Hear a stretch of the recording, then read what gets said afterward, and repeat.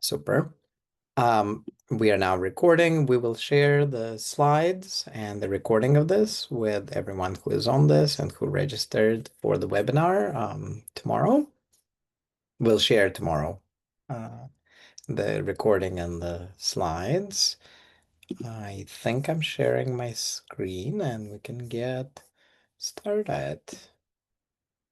So this is the tips and tricks advanced functionality. This is not an introduction to Protocols IO, where we go over the very basic functionality like running, finding other people's protocols, making your own copy of them. So we're assuming you have an account, you maybe played around a little bit, and this is for discovering some of the more advanced features that might take you a couple of weeks without this webinar, or a little bit of poking around and reading help to uh, understand what they're doing. So hopefully we can reduce some of that organic exploration time. And before we get started, just a little bit of housekeeping. So as I said, we're recording the webinar. If you'd like to turn on closed captioning, that should be available in Zoom in the control panel. So you can toggle that off and on, but it is enabled. There will be a Q&A at the end. So you should see in the Zoom control panel, again, you should see the Q&A button and just add your questions there and we'll get to them after the presentation. If you're new to Protocols IO, I should mention that we also run every month, we run different webinars. This is one of the regular ones that we have. So if you're new, you might want to take a look at a previous recording or sign up for one of these other webinars. You can also request a one-on-one demo on a day and a time available that is convenient for you. So this is the link, protocols.io/help/demo. The /help page has a lot of resources, a lot of guides, tutorials that are useful. So you can go ahead, search, or jump on a one-on-one call if you have a very specific question. So we do have a lot of resources, other webinars, recordings of previous ones. So do check them out. And this is sort of the agenda of the things that we'll be going over. We're always adding new functionality. So some of this is new this year. Some of this is functionality that we've had for a while.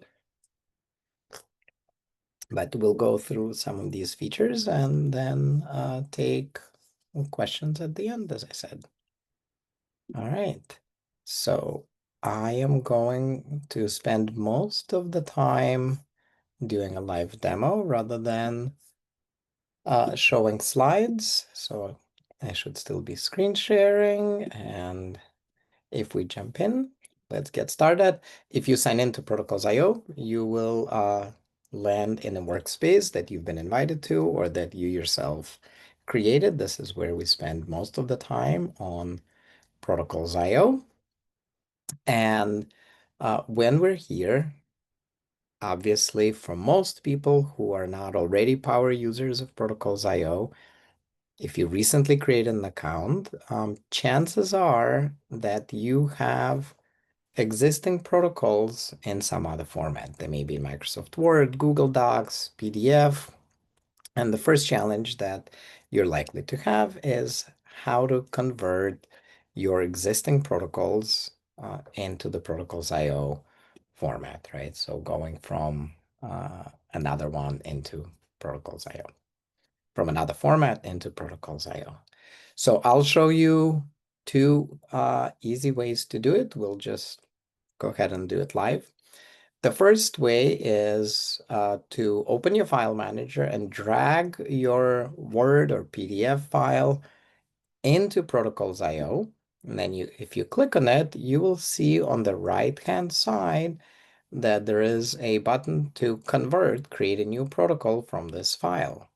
So this uses OpenAI. It's not sharing your information. This is a business license for OpenAI, but if you click on it, it will just take a couple of minutes and automatically do a best guess at converting your protocol into protocols IO.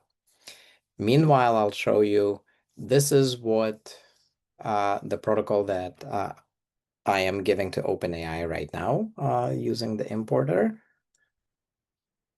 This is what it's getting.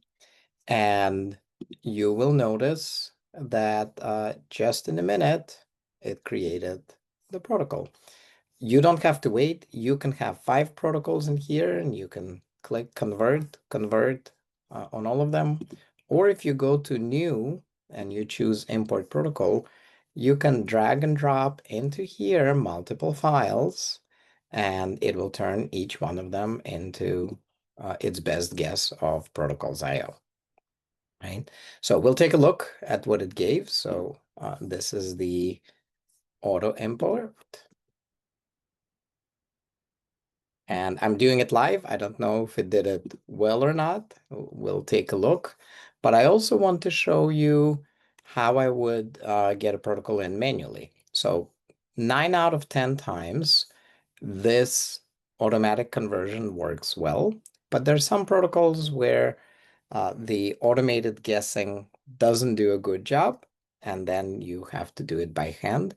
So I'll show you how I would get this protocol in if I'm doing it manually. So I'm going to click Create New Protocol. This is the demo workspace. Okay, so I'm not going to copy and paste each step individually. I'm going to grab the title of the protocol, put it here. On the description tab, I'm going to add the abstract. So there's the abstract section. Any instructions or description of the protocol, I don't put into the abstract of the steps. That goes either into guidelines or warning section. Here's the before start section in protocols IO. And then I have 16 steps. I am going to take all of them, copy them, go back to my editor, go to the steps, and instead of putting them in one by one, on the left-hand side, I'm going to say insert steps from text. And in this case, every number is a new step. I'm going to paste all of the steps in here, click preview. And there are the 16 different steps. I'm going to say add to the protocol. And here we are. The only thing it hasn't done is, because I'm doing it manually, it got the 16 steps. Each number is a step from 1 to 16, but it doesn't know which ones are the sections. So I do want to add the sections. How would I do that manually? The first 4 steps belong to one section. So steps 1 through 4 are sections. I'm going to copy the section name. And on the left-hand side, I'm going to say set section for selected steps. Boom. These are the 4 steps. They're now in a section. I will say in a second what the sections are for. Next section is steps 5 through 10. I go back and I select steps 5 through 10. Set section. That's the next section. And now the remaining steps. The last section, I'm going to grab that. Set section. electroporation, and now I go into view. I'm not going to rate it myself. I go into view. Here's how the protocol looks. We got the title, abstract, instructions before start, and then we have our 3 sections. It took 5 minutes, and all of the information from this protocol is now in protocols.io. So it's not very long. Why do we use sections? It helps visually to see where you are as you're working with the protocol. So it's a nice presentation that helps you to see what the main parts of the protocol are. And you will also notice that if you have sections on the left-hand side, you have a table of contents. So imagine a very long protocol that's not 16 steps, but 160 steps. Having these sections allows you to navigate the protocol easily and see what you're working with at the moment. And now I am going to go back to the editor and I'll say that this is the manual entry. And we also want to take a look at our automatically imported one. So let's go back.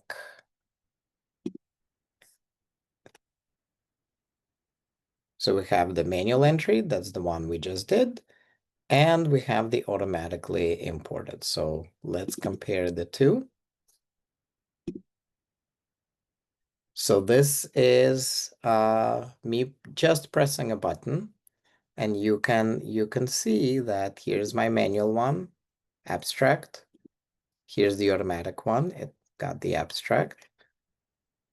Here are the first 4 steps. It recognized the section title, put the steps into the right section. Then we have the next 10 steps. Here they are. It chose to break this one down into a sub-step. That's fine. And then the next 11 through 16, just like in the one that I entered, 11 through 16 are here. So of course, because this was automated through OpenAI, you might want to click edit, fix anything. Maybe I don't want it to be a sub-step, but you can see that in 1 minute or maybe even less, it got the authors, right? It put in the authors, it got the title, got the abstract, put the steps into the right areas, got the sections. So very fast, very efficient. Instead of before start, it added that information into guidelines, which is fine. You could move it into before start. But I would say that in this particular case, it did a really good job. It won't always recognize the protocol format, but we've just recently used it to import 2,000 protocols from Springer Nature's repository of protocols called Protocol Exchange that merged into Protocols.io just last week. And it did a really good job on 90% of those protocols. So if you're working with existing files, try the import. All right. And next, we will go into one of these protocols and take a look at some of the features of the editor. So I'm going to say new section. This section will be called demo webinar demo, and add a couple of new steps.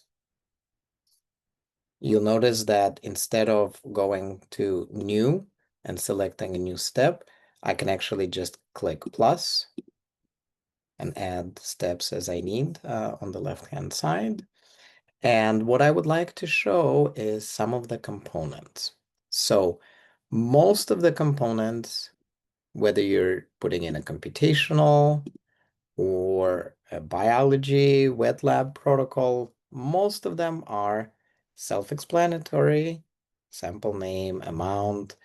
There's nothing super complicated and advanced, but there are a couple of things that I do want to bring to your attention. So one is a smart component. And if I add that into a step, it's kind of like a table. So I'm going to say add row. And the first row is going to be number of cells that I'm counting. You'll see why I'm saying required or not. Add another row. This one is going to be percent alive. And what it does, it's kind of like adding a table, but if you're using the run functionalities, you're doing an experiment to walk through the protocol, this smart component actually asks you to fill in the information. So if I go to run my protocol, and I'm done with the first steps, 15, 16, now I come to 17, and I'm trying to say done, and it won't let me go through until I fill in that I counted 118 cells and 73% of them are dead. Once I've filled in the required information, I can move on to the next step. And when I save this, the runtime information is, it's not in the underlying protocol, but it's in the run record, right? And you can see my progress through the protocol. And you can see that the information has been saved. Okay? We'll go back to the editor. All right. And the next thing that I wanted to highlight is that not only can you add structured components as here on the right-hand side, you can also add a sub-protocol. So if you have a mixture, a simple modular protocol that you use in different protocols in your research, you can create, 5-step buffer mixture protocol, and then the protocol component allows you to add, to search your protocols or search all the public ones and add a protocol into the one you're working with, right? So I'm going to say, this is the sub protocol, save, and now I have a protocol inside my protocol. And go here. It will open up. And having a sub protocol, when you click run, you're actually able to step through not just your main parent protocol, but the steps that are in the sub protocol as well. If you click preview, you see exactly what's in the sub protocol. Okay, let's go back to the editor. And now instead of components, I wanted to show that you can easily insert videos. Again, this is very useful for hands-on techniques. And if you're just joining us now, don't worry, we'll be sharing a recording of this webinar. So anything that you've missed, you'll be able to watch. But if you have a phone and you walk into a cold room and you make a 30-second video of how to process a sample, you can add the video easily into the step when you click insert image or video. So it'll just open your file manager, you drop it in here, easy enough to do. But also if you have on Vimeo, on YouTube, if you have videos you'd like to insert. So let's take this one, for example. Please just hear me out. No, all work management platforms. Turn that off. Sorry about the ad. So here's a video on YouTube. If I want to, instead of adding a link to it in my protocol, if I want to add a video from a platform, I'm going to click share. And in here, go to embed. And this is a little bit like coding, but you're just going to click copy, grab the code, go into the step. And now instead of inserting a video from my computer, I'm going to embed media, paste the code in, and voila. Here is the video, and it's going to render right in the step of the protocol. All right. And if we go back to the editor, we go back to the editor, and now take a look at tables. So if we're working with a table from Excel, from Google Sheets, as you can see in here, of course, you can take a table, copy it, go into our step, and paste the table. If you do that, it is pasting specifically the values that are in the cells. But what if instead of putting in values, what if you want formulas?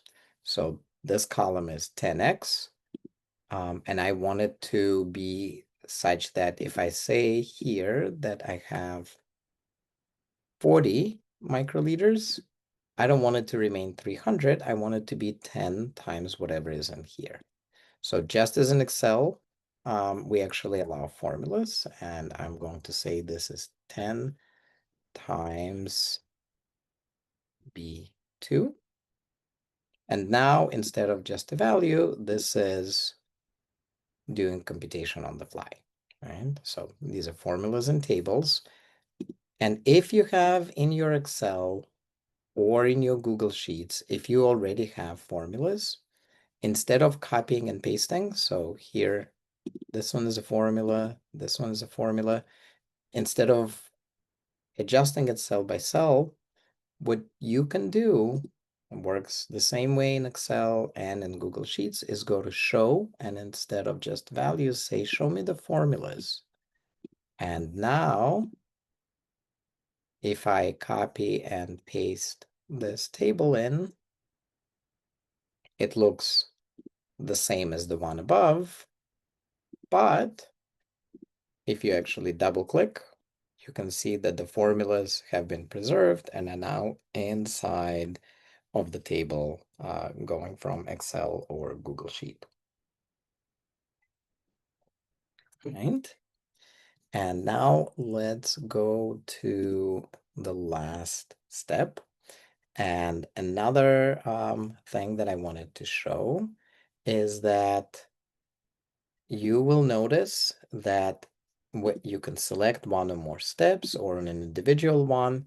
You can do something called mark a critical step.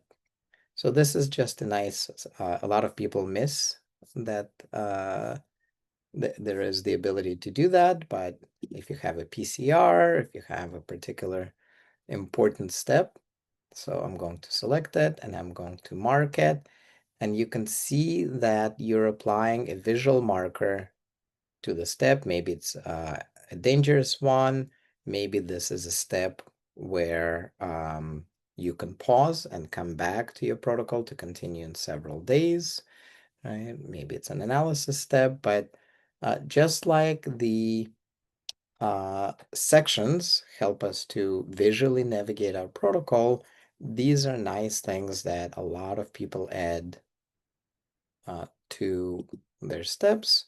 And then when you're in view mode, we just added it to step 16. When you're in view mode, you have a marker and you can tell, oh, this is a step where I'm pipetting. This is a step where I need to be extra careful. So it's just a nice little visual reminder of where you are and what you're doing next. Okay, And then going to the last step, what I want to, most of these things are self-explanatory. You can check, uncheck steps. We don't need to go through them. But just like some components require a little bit more knowledge, I want to highlight here what is a step case. So a step case gives you sort of if-then logic. If there are two versions, of what you could be doing in a particular experiment. So for example, if I'm working with liver um, sample, I will do uh, from step 22 on, I will do one procedure. If I'm working with a heart sample, I'm going to do something differently. So in that case, I would add step case and I would say liver and procedure.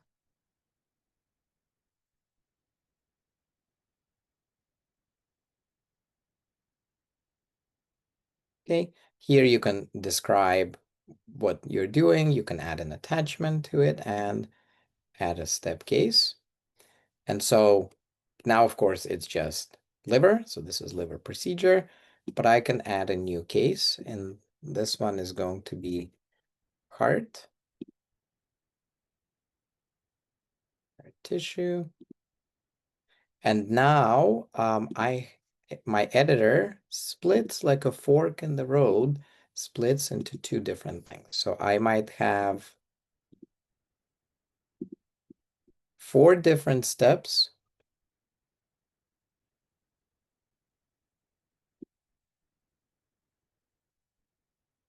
for liver. And then for heart, I might just have 2. And if I go to view, you can imagine clicking run, going through the experiment, and then when you get down to the bottom, you're going to choose, am I working with liver or am I working with heart, right? And it will show you the appropriate steps depending on what you're doing on that particular day. So this is kind of if-then scenario. Okay, so these were all features, some of the features inside the editor. And now we are going to go back to our file manager, click on new and talk about one of the other options in here. So creating a new folder, subfolder, that's just like in the file manager, it's self-explanatory. Creating a new protocol, that's what most people do every day on protocols.io. And you just saw me do that. Upload files. If you have Excel, PowerPoint, whatever it is, documents that you just like to store and share with your colleagues in the workspace, you can upload files or drag and drop. So this is easy, straightforward. Document has all the same things as a protocol, but it doesn't have steps. So maybe that's a safety warning that you want everyone in your research team to follow. Maybe this is a summary of things you attempted to do last year, like a lab notebook kind of entry. So document is exactly the same editor, but it doesn't have individual steps. It's all one page.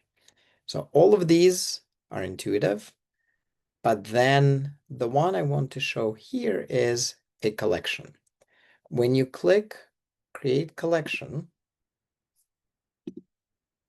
you are not creating a specific protocol.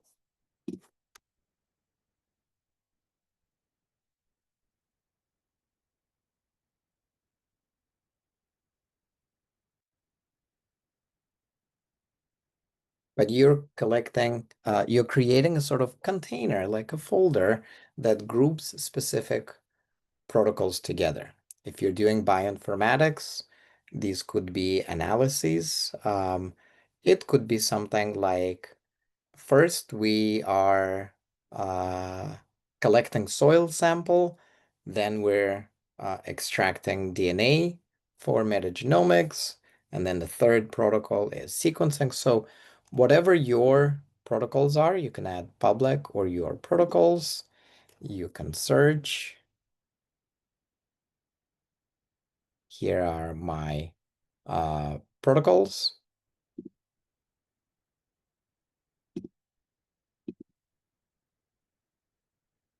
And then I'm going to put in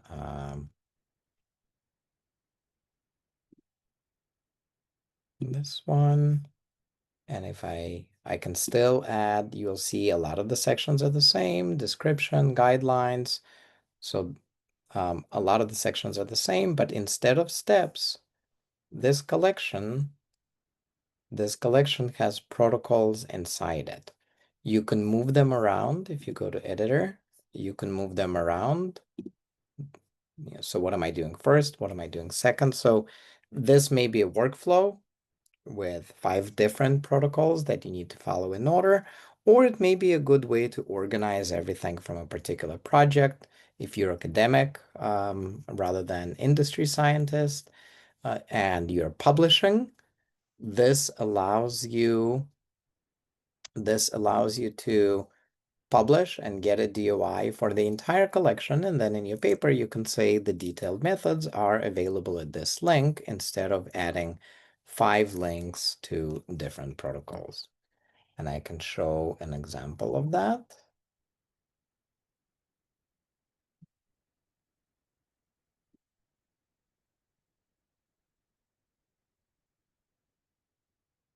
So here is a protocol that you can see is inside a collection.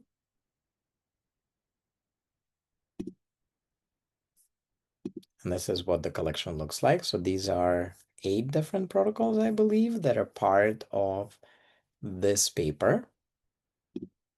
And if you go to the paper, accept cookies, if we go to the method section, materials and methods, the top of it says, it might be hard to read, but the top of it says the detailed methods and protocols for working with the flies, the media preparations, and microbial manipulations are available as a collection in protocols.io. And so this links to the collection, and that allows you, instead of adding a link to each one of these menu protocols, you just add one to the DOI of the collection itself. All right. So now we go back and I would like to talk a little bit. This won't be a live demo part. I'll show a slide where we talk about the difference between creating a new version of a protocol or creating a copy or a fork. So if we go back to the slides, we have, again, for those joining late, we'll share the slides. You'll have a link to this by email and the link to the video tomorrow. We do have a help page on this, but the difference between forking and versioning is that versioning is for you and the protocols you have created. So if you're the author, and you want to share an improvement of the protocol, you're the only one who can share a new version. Your colleagues and collaborators can suggest new versions and changes to your protocol, but you decide whether to add them to your protocol and make a new version public. And this is a way to share corrections, optimizations, clarifications of your protocol that you've previously created on the platform. So that's versioning. That is to keep protocols up to date. And then the fork button is different. The fork button lets you take any protocol that you see in our public repository or any protocol that you've created or that someone shared with you privately in your workspace, and you can create a copy of it, clone it, that becomes editable, and that is something that you can then use for yourself. So imagine that you're taking a protocol that applies to a particular type of seagrass, and you're making modifications for seagrass from a different ocean or a slightly different species of it. And there are tiny differences between how you're processing the sample. So the forking allows you not to have one correct, most up-to-date protocol. Both protocols are correct. As we said, maybe one is liver and one is heart, and you're just doing slightly different things, grasshopper versus cricket. But forking is for creating a variation of a protocol that someone else or you are using. It's not just for the authors, and then making a copy of it. So you're sort of treating the protocol as a template. Okay, and then as you just saw, as you just saw uh, on the protocol view, then there is also the potential to copy. So when you click that, you can create a new version, or you can create a fork or a copy. And if you go to copy fork, right, you have a decision. Am I making a fork or am I making a copy? So what is copy for? We're not just intentionally making things complicated. Um, the copying is for the collections that I just showed. If you have a protocol where all of the authors are the same, the affiliations are the same, um, just the steps are different. Maybe the guidelines are the same, the warnings are the same, just the steps are different, but you have 5 different protocols, as we showed in the collection from the PLOS Biology paper. What you can do is create a template where you add all of the authors, you add all of the common information, and then you click copy, copy, copy, and you create your 5 different protocols. And all you need to do is fill in the different steps, right? Add the steps, but you don't have to retype all of the authors and all of the, you might have a protocol with 30 authors. It takes time to add them and type their affiliations in. So you create it once, and then you use the copy button from that template to create the 5, 10 different protocols as necessary for what you're doing. All right. So that's the difference between copying and forking. And let's go back here. We've gone through the majority of the things that I wanted to cover today in the editor and in the workspace.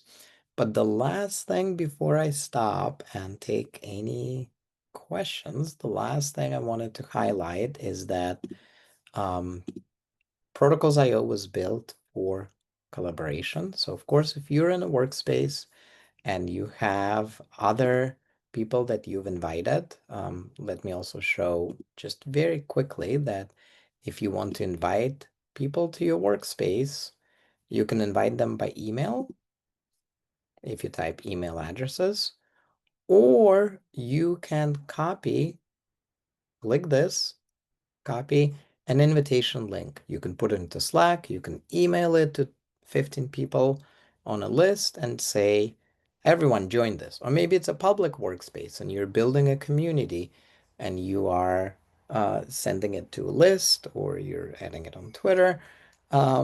Whatever you're doing, actually, no one uses Twitter anymore in science. If you're using it, if you are on Blue Sky, you can share invitation links and build communities, or privately within your organization, within your team. You share this link. Anyone who clicks on it automatically becomes part of your workspace, so you don't have to invite people one by one. And of course, sometimes you need to share a protocol with collaborators or co-authors who are at a different institution or a different company, or maybe you're in a biotech, you're in a company and you're collaborating with people who are in academia. You might not want to invite them to the workspace so that they can see all of the protocols, but you can select one or more protocols, right? So I can select one, I can select all the protocols that I have. That is up to me, but I can select protocols and then say share. And this allows me, just like inviting to a workspace, to share just the specific protocols with individuals rather than invite them into the workspace.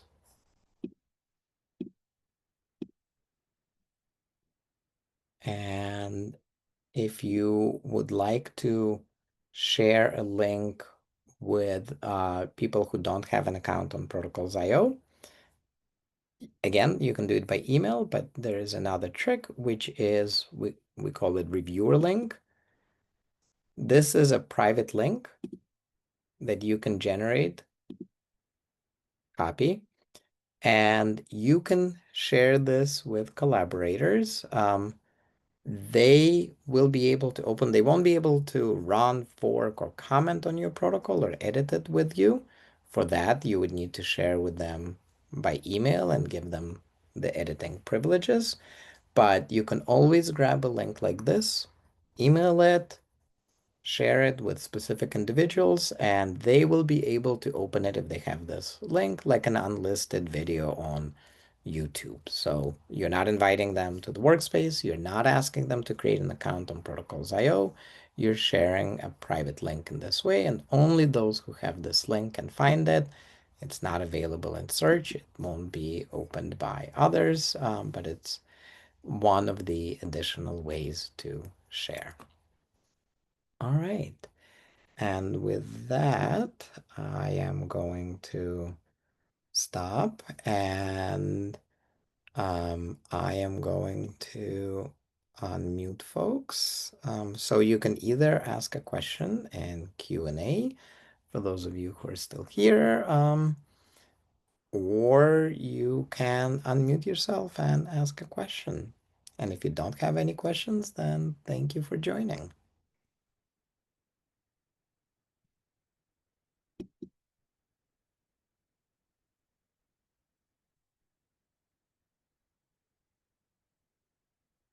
And I can see someone new just joined. We're at the end of the webinar. It started 45 minutes ago, but if you missed it, we will be emailing a recording of it and a link to the slides tomorrow. All right. I don't see any questions, but of course, always, if you have any questions, email info@protocols.io. And the last thing I will show for those who are still here is that we go to the bottom slideshow. The last thing I wanted to share is that there is a link to feedback on the webinar. Every webinar that we give ends with a link to a survey about what we can improve, what else you would have liked to hear about, and the link to and the emails for any questions that you might have later as you're using Protocols.io. Again, we'll share the slides, we'll share the recording, and I'm going to stop recording here.